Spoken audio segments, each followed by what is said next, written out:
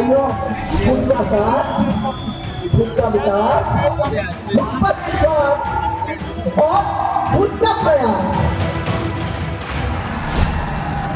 Helicopter की उड़ान बता रही है कि राजस्थान में रानी के हाथ ही कमल की कमान आ चुकी है। रविवार को राजस्थान के बूंदी में वसुंधरा राजे ने बड़ी रैली की।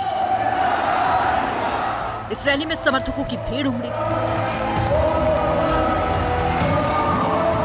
वसुंधरा का बॉडी लैंग्वेज भी बता रहा था कि पार्टी ने उन पर भरोसा जता दिया।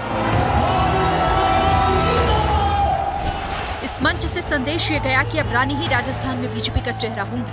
ये मेरा परिवार है, इस परिवार से आगे ना मैं कुछ जानती हूँ ना मैं कुछ जानूंगी। तो मैं प्रार्थना यही करती हूँ कि मुझे इसी तरीके से राजस्थान की जनता का प्यार मिलता रहे, जो मेरा संबंध बना रहे। इससे पहले 30 जून को गृह मंत्री अमित शाह उदयपुर के दौरे पर गए थे। उस दिन उस मंच से जो हुआ उसने इस बात के संकेत तभी दे दिए थे कि पार्टी रानी पर ही दाव लगाने वाली है। 30 जून को हुआ ये कि मंच से नेता विपक्ष राजेंद्र राठौड़ ने भाषण के लिए अमित शाह का नाम पुकारा, लेकिन गृह मंत्री ने अपने भाषण से पहले पूर्व सीएम वसुंधरा राजे को भाषण के लिए कह दिया। वसुंधरा विरोधी कैंप के नेता असहज हो गए और फिर राजेंद्र राठौड़ को मंच से वसुंधरा को भाषण के लिए बुलाना पड़ा। पुरुष, आधुनिक भारत के चाणक्य और कश्मीर को मुक्त करने वाले आदरणीय गृह मंत्री अमित शाह साहब से निवेदन करूंगा, आए और अपनों को संबोधित करें। स्वागत है भाई, स्वागत है, स्वागत है भाई, स्वागत है।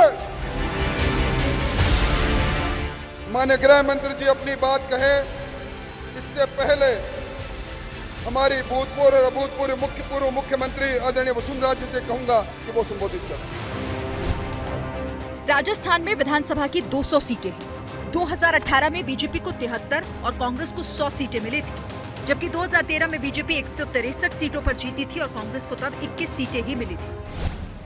राजस्थान में हर 5 साल में सत्ता बदलने का रिवाज चला आ रहा है। बीजेपी को ये रिवाज कायम रहने की उम्मीद है, लेकिन दिक्कत यह है कि बीजेपी के पास प्रदेश में वसुंधरा राजे के अलावा दूसरा कोई ताकतवर क्षेत्रीय नेता नहीं है जिस पर दांव लगाया जा सके। ऐसे में बीजेपी के लिए वसुंधरा जरूरी से ज्यादा मजबूरी भी है। कर्नाटक में मिली हार के बाद बीजेपी को आरएसएस ने सलाह भी दी थी कि सिर्फ मोदी के नाम पर विधानसभा चुनाव जीते नहीं जा सकते। आरएसएस का मानना था कि मजबूत क्षेत्रीय नेताओं का सक्रिय होना जरूरी है। शायद इसी वजह से राजस्थान में पार्टी अपने सबसे बड़े चेहरे को आगे रखना चाहती है। एक तरह से देखें तो राजस्थान में 2 प्रमुख पार्टियों ने अपना चेहरा तय कर लिया है। बीजेपी जहां वसुंधरा को आगे रखकर चुनाव में जाने की तैयारी कर चुकी है, तो वहीं ये भी तय है कि कांग्रेस मुख्यमंत्री अशोक गहलोत के चेहरे पर चुनाव लड़ेगी।